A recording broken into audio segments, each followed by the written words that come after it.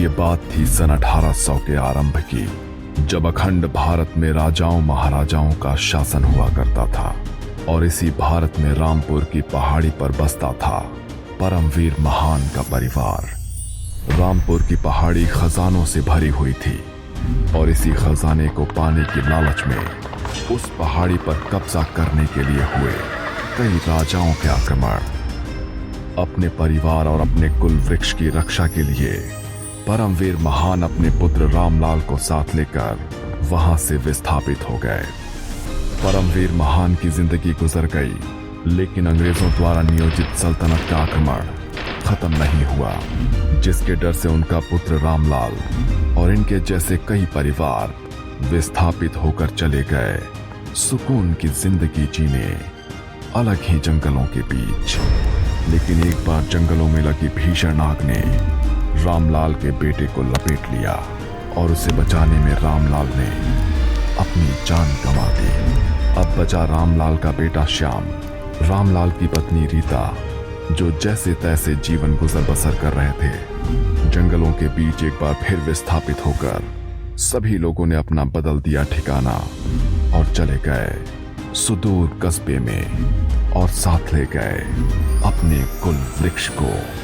श्याम भी समय के साथ बड़ा हो गया और फिर उसकी शादी पूनम से हो गई। बीतते समय के साथ उस कस्बे में डाकुओं और लुटेरों ने लोगों का जीना मुहाल कर दिया। बार बार लूटपाट और जान गंवाने के डर से लोगों ने कस्बे को छोड़ना शुरू कर दिया। फिर कुछ समय बाद श्याम को एक बेटा हुआ, लेकिन बेटे के जन्म के बाद श्याम ने भी इस कस्बे को छोड़ दिया, क्योंकि उसे चिंता थी अपने औलाद के भविष्य की। लेकिन एक बार फिर सिर्फ कस्बा छूटा, कुल वृक्ष नहीं। श्याम अपनी पत्नी पूनम और अपने बेटे परमदेव के साथ नदी के किनारे बसे एक गांव में सेठ की तरह जीवन जीने लगा। लेकिन जिंदगी ने एक बार फिर से उसे दोराहे पर लाकर खड़ा कर दिया। हर साल नदी में आती बाढ़ ने इस साल भयानक रूप ले लिया और पूरे गांव को पानी से सराबोर कर दिया।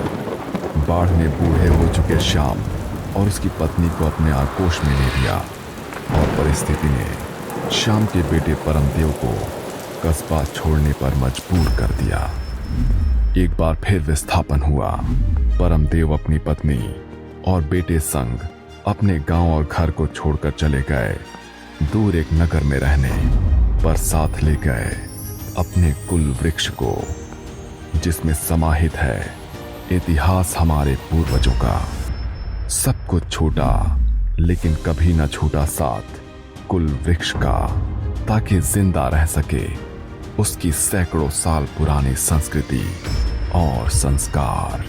परमदेव का बेटा भी समय के साथ बड़ा हो गया। 70 साल की उम्र में परमदेव स्वर्ग की राह में निकल गए। नगर में अच्छी पढ़ाई करने के बाद परमदेव का बेटा मेहरराज नौकरी के लिए नगर को छोड़कर महानगर में विस्थापित हो गया। उसने भी महानगर को अपनाने के लिए नगर छोड़ा, लेकिन उसने जो नहीं छोड़ा वो था कुल वृक्ष। मेहरराज की शादी उसकी प्रेमिका साक्षी से हो गई। आज मेहरराज अपनी पत्नी साक्षी और अपनी बेटी के साथ मुंबई में आराम से अपनी जिंदगी बिता रहा है। सदियां बदली, दशकों तक समय बदलता गया, पीढ़ियां बदलती गई, घर बदले, मकान बदले, गांव बदले, जमीन बदले, लेकिन जो नहीं बदला वो था कुल वृक्ष और कुल वृक्ष में लिखने की परंपरा, ताकि जिंदा रह सके अपना इतिहास, अपनी परंपरा, अपनी सभ्यता और अपना संस्कार। और आज भी चलती आ रही कुल वृक्ष की यही परंपरा, जिसमें समाहित है इतिहास हमारे पूर्वजों का।